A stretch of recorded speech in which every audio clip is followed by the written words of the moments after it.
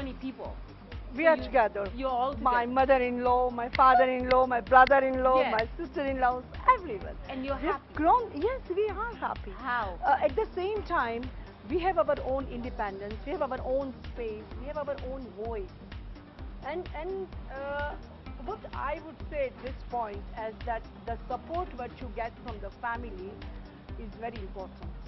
Yeah, there is ups and downs, definitely, because 20 people living together, definitely there are few people have got different views, different thinking. Yes.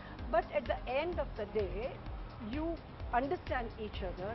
I think that gives you happiness. Yes. That gives you So happiness. is there no like bickering, gossip? This family doesn't gossip your family. Then no one is talking to each other.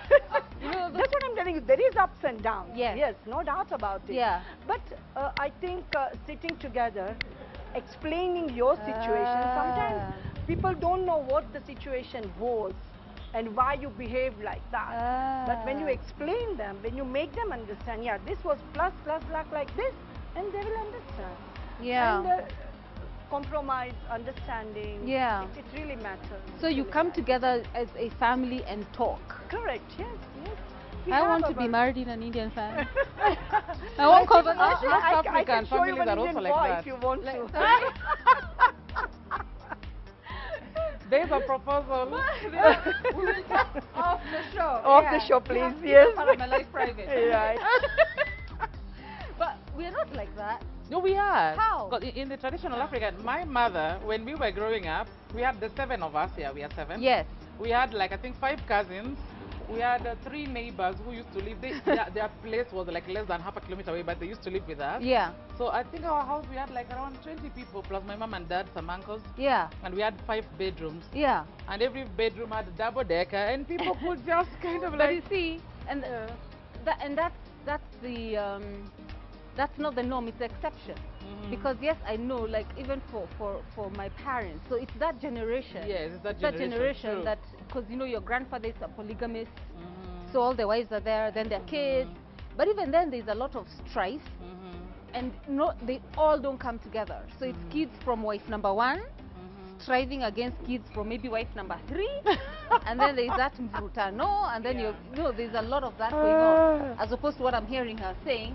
We all sit around that Mumbai street food and say this is the problem. Luckily, I don't know about polygamy. Yeah. From my grandfather, there's no polygamy. My Yes. parents and uncle, there's no polygamy. Yeah. And here, there's no polygamy, There's- definitely. Oh, girl. So, and that is one Yes. thing. On Richie's side, there was polygamy from great grandmother. So naturally, then for him, he would imagine that it's okay to have many partners. Yes. The problem is he wasn't as open as his maybe grandparents, because our grandparents True. are open. All the Yeah. wives are in one compound. They're all in one compound. So you knew today grandfather has gone to this house or Yeah. to this house. But this generation is hiding these extras. And a lot of people end up getting hurt in the process. But now for you, Zippy, I was angry at you reading this book. Yes. Because you commend and hail your parents' marriage. And they've stuck it out. 37 years, you just said it. Yeah. So you have the prime example. Yeah. Because a lot of people whom I see accepting a lot of crap in relationships, it's because they didn't have a good example. So they whatever comes, they take it. You had an example, but you still accepted to go through the mud. Why? Fear. Fear of society, exactly. What will they say? What will they say? They will say she's too educated, that is why. That's number 1. She's a musician, performing artist, don't make good wives. So she's That's a celebrity. another reason. So She's a she's celebrity. the diva. Yeah, so that is why. I had all these reasons against me, and I felt I had to make it work to show everybody that I can. I wanted to prove to people that I can make a marriage work. And also, I turned into prayer, and I prayed. I still have these books, a lot of books on marriage, the power of praying, why, how to make a marriage work and all that. And I believed I could change him. Yes. And I really did everything to change him. Talking about cooking, I'm a good cook, let me tell you.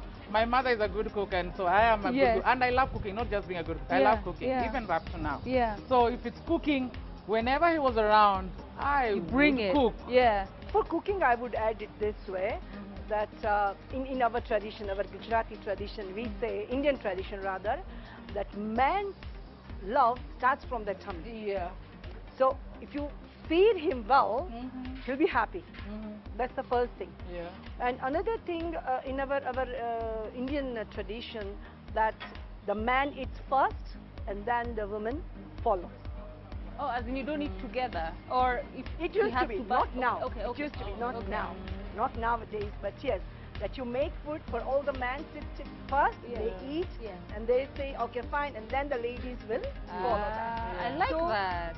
That was a tradition, but yeah, of course, not nowadays. I said I like that, and I saw this girl like, she likes what? No, I like that. I think it's special. Yeah. Yeah, like you know, serve them, let them eat, and then now we can Correct. eat as well. I don't know. I kind of find that it's cute. So, but you don't do that anymore. No, no anymore. Oh, you all eat at the same time. We all eat together. Yeah. Okay. So, your story. By the way, you know she is a PhD. She is Dr. I know, I was Zippy. just looking at it, I was Doctor. That's a degree. Yes, she Yeah. PhD. Like Yeah. you even delayed presenting your thesis. Yeah, because at that point in 2012, Yes. I did my research work, field work in 2011 at wherever I was doing it at. Okay, I did my research work in 2011, but then immediately after doing my research work, my son died. And when my son died, Ricky was cheating on me. He blamed me for the death of the baby, saying the baby died because I wasn't there. And I asked myself how, because even that morning before I left, I was going to work and I told my girl, check for me Zurit, because I don't believe in hiding from the house when going to work. I have to tell my baby bye. So I was like, no, wake him up to tell me bye. Yeah? Yes. So the house girl goes and finds the baby is gone. So he blamed me that I had been careless, and I was like, what did I do? So there was the cheating, there was the carelessness and the blame game. And so through all this, I couldn't go on with pursuing my PhD. So the whole of, and then when Zuri died, I was pregnant again.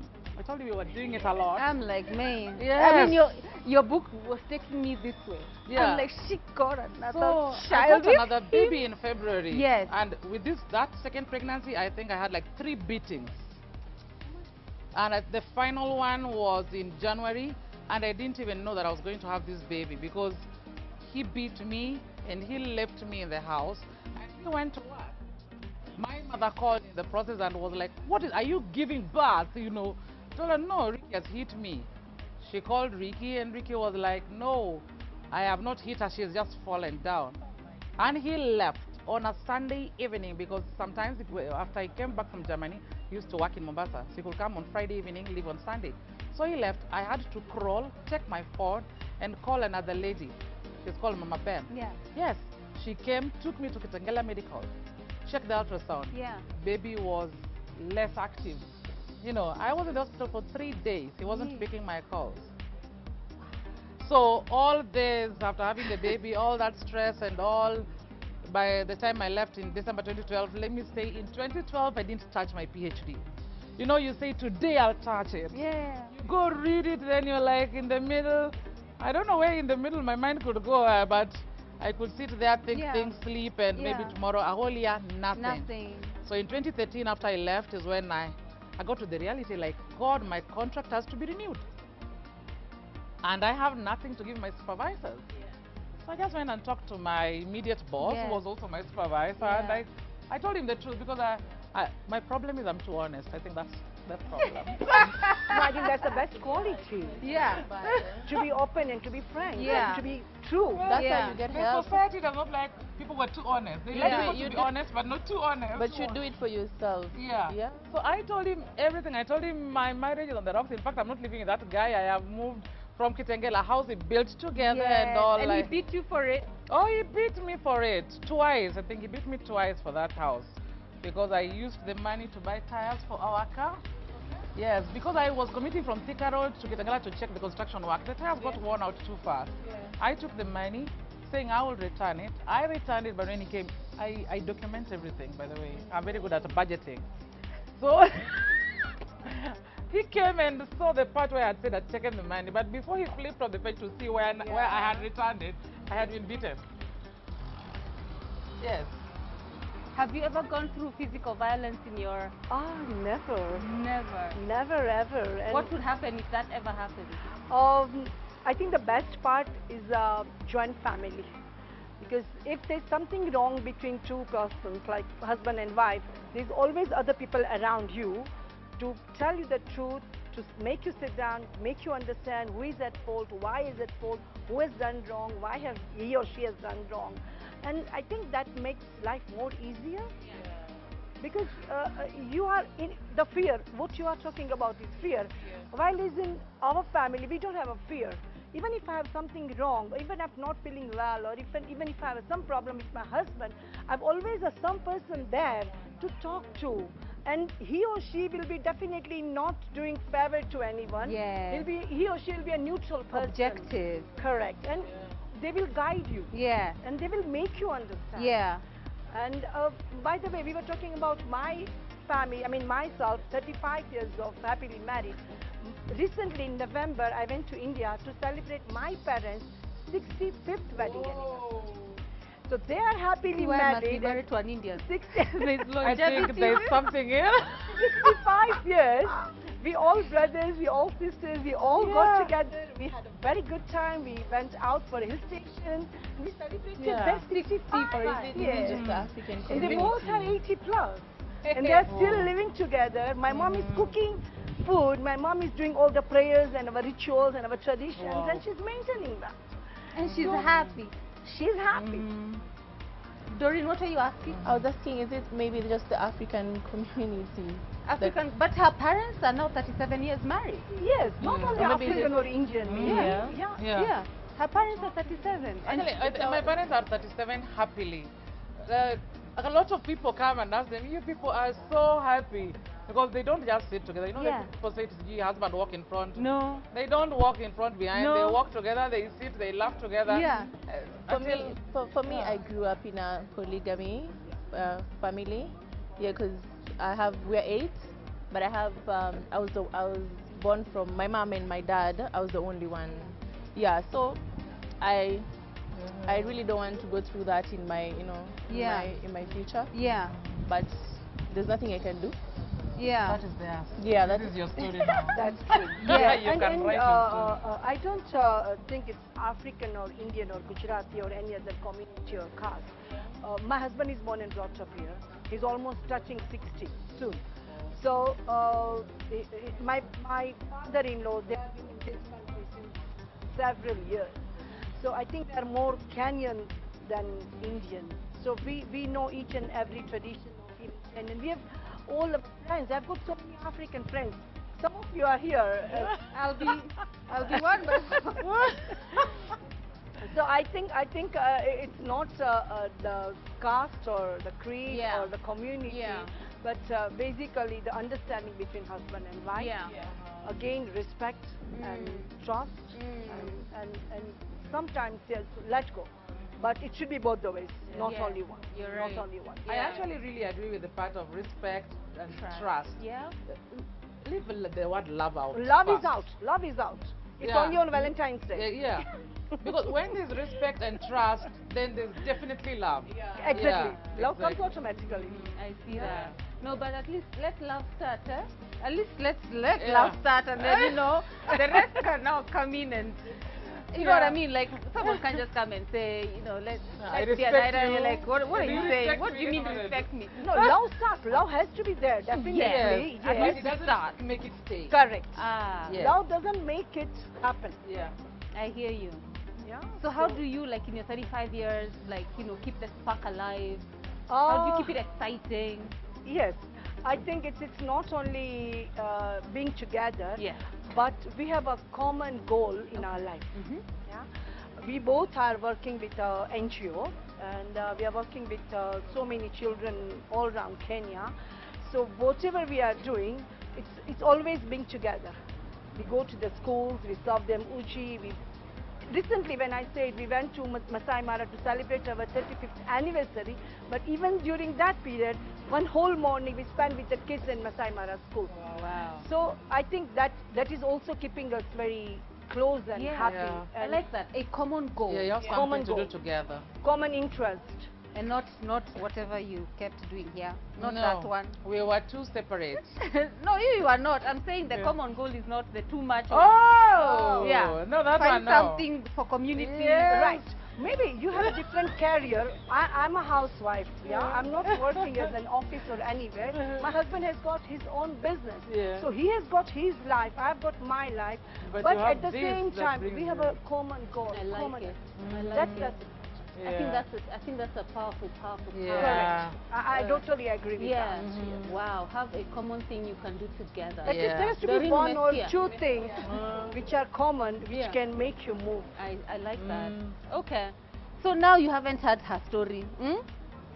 Even after going to the priest, Yes. and you say the priest was like the voice of God. yes. Because he said, leave that man, leave. And yes, she left, she found a house somewhere. And before you know it, her ex-husband knows where she lives. She has hosted him for I think 2 or 3 weeks because he was sick. He got an He accident. got an accident, broke Yes. his face or something. Mhm. You brought him to your house. Yes. I felt, you know, you are told that Zippy, take him back in, because sometimes when these things happen, it gives somebody a point of reflection and a turning point in their Does he life. see how important you are? Yes, and I felt, I am taking care of him. You know, even that phone which I couldn't touch, I am the one who was to give him to fix. Yeah. And I took him in. Yeah. I took care of him. And he tried to convince me to go back, and I Yes. said I couldn't because he had brought in another woman there and lived with them Already? there. And the time when I heard that another woman was there, I came back and I said, I want to take my things. And they locked the door. So I said, okay, fine. I couldn't take it anymore. Because in my mind, I was like, this is a house that I am the one who knows the first stone that was laid. He was in Germany when I was doing that. You built the house. He sent the money, but I was there when Yeah. the first foundation was being laid. He came and found the roof put Yeah. so that we can traditionally enter the house together. So that also ate into my PhD time. It delayed you from It becoming a delayed me. doctor. You know, Yeah. going to check a construction site 3 times a week is not easy. It's not easy. Yeah, and that is, I'm Thika Road driving to Kitengela and back. My So God. I took him in at that point, and after he was healed, he decided to go back to Kitengela, Yeah. but I couldn't. Yeah. Yeah, people said it's because I felt too proud, but My for me, I felt my self-esteem had been crushed to the worst Yeah. because this man hit me in public in front of Kenya Yes. cinema. Yes. We are not talking about somewhere On else. the streets of We Nairobi. are talking about Whoop. Kenya cinema. Whoop. Yeah. Yes. And I was rescued by a man called Moses. Serious? Moses from Moses Egypt. You mean he rescued was- Zipporah. Yes. Must be a headline. Bible completely. Completely. Yeah. You know Maggie's restaurant? Yes. That's where he escaped because he was hitting me on the streets for waiting for him from 6 p.m. He keeps saying he's coming until I tell him I've walked around the streets. Please find me at Dodi's restaurant. Then he comes to the restaurant at midnight. I texted him and told him From even 6 p.m. From 6 p.m. p.m. to to midnight. midnight. All right? I told him I'm at the counter. You'll find me seated at the counter at this place. Yeah. And he comes and looks at me and asks, who's bought you a drink? You can buy for yourself. I am working. Yeah. True. I post my own trade. I even told you where I am. How could I be drinking with another man knowing you? Knowing you. Knowing you. You know? Yes. So he came, he hit me. We went into the car. He started beating me up, and I said this was not going to happen again. Because the previous year, we were coming together. We were from watching a movie. Yeah. And I meet one of my former music producers. And he says, hello, we are sorry for the loss of a child. We could come. It was just 1 month after we'd lost our son. And the moment we reached the car, he starts slapping me, saying, oh, there's something between the two of us. You know, the way I hugged that guy and he hugged me. And I was like, but how? You know, this guy had his wife, and I was with you, Yeah. and I introduced you. And he said, I did not introduce them well. I just said my husband, and I just said my producer. There was something wrong, so he hit me all the way. So at the Kenya cinema, when he hit me, I said, it's not going to happen again. So I got out of the car, people rescued me and all, and that was the last straw. No, it was not. It was that not. was not your For last leaving straw. the house. Do you know how many times I kept wishing, I hope this is when she's leaving. I hope not at this point. Okay, that's the time I left the house, but I didn't leave the marriage. Yeah? Yes. So leave the house I but left not the house, the but I didn't marriage. leave the marriage. Yes. So you were still trying to make it happen. By the way, we really tried to, after we had separated, like I was living, I first went to live in Nasra Estate, somewhere near Umoja. Then I went to live in Lakisama. I stayed in Lakisama for 2 months. The second month I didn't even finish theft. Then I moved to Mirema Estate. Yeah. So during all this time, we were trying to reconcile, you know, and see, can this thing work? Maybe we were just carried away, maybe we were young and all. And so I kept taking him back. He comes to the house, I cook for him, I take care of him, he stays for the night, and he goes. Yeah. You did the same, Doreen. Yeah. So you called it quits. You were in a dating relationship. Yeah. But then even after saying it's over, For me, I said it was over after I found out that he had another woman. Yeah. So I was just like, that's it. Yeah. I left. But even after I left, like, you know, there was that, like I told you before, there was to and fro. But then now, the thing that decided I really left was because of words. You know, he would always call me, and I tell him I'm somewhere drinking. You know, he'd call me names. You know, going into my family. You know, he had never come home. Okay, the thing is that I feel like my relationship maybe didn't work out because I left home, not in a good way, in a way of, I found a boyfriend, so let me just, yeah, not really eloping, but I just left. I just left. So, okay, I used to talk to my dad. Well, he knew that I was staying with someone. So now my plan was to come and tell him I found someone, because I felt like at that time I want to stay with him for sure. Yeah. But then just before I told before he came home, I found out he was cheating, yeah? But now it was my fault that he was cheating because I wasn't doing this, because I wasn't maybe putting on makeup, or because I don't put on makeup. Or sometimes they have very weird reasons to cheat, but especially at a young age. yeah. But it just changed when I found out that he had another woman. So that's the reason why I left. And the calling, you know, trying to get back together with him, and then he abuses, going to my family and saying, but maybe even that home that you're staying in is just like he was convinced that I was a prostitute. I don't know why, but those are the words that just used to come out of him, just because I used to work in a hotel before. So he was like, maybe home is not even truly home, it's just like a brothel, and maybe my dad is a pimp. You know, when it just... Yeah. So words are the one that made me just want to leave. Yeah. Because he was touching areas that wasn't, you know, it was disrespectful. Yeah. Yeah, going into my family, and, you know, things that I told him, he used them against me, about my family and all that. You know, when she talks about the prostitute, I was called a prostitute. In fact, on that day, I was called a prostitute many times, but on that day, I was called a prostitute in front of everyone. Well, And I've that had is the that time before. I stood and I said, I, Zippy, your wife for 5 years, you called me a liar. But I told him, the child we buried at your home is yours. The one I have is mine. It is over. But then when I said those words, I didn't even know. I think that is what we call temporary insanity. I don't even know what came over me, but the strength I started having from that very moment, I do not understand. But then later, I think when they keep abusing us, you're a prostitute, it's because they are. Because they're the ones who are doing it. So they want to keep thinking that everybody else is doing the same. So nowadays, when somebody abuses you, you're like, okay, why? Why are you abusing me like that? Yeah. Yes. But then I stopped getting hurt with it, and I Yes. said, Zippy, I know I'm not. Yeah. I know in my family there isn't something like that. Yeah. And I know it's not in me, because I always say, from the moment I started dating Ricky, I never cheated. Not even up to the moment I left. Up to the time my divorce was declared in court. Because I said, there's no day he's going to come in court and say I cheated before the marriage is declared. Yeah. What if something happens in the middle before it is declared? So I didn't.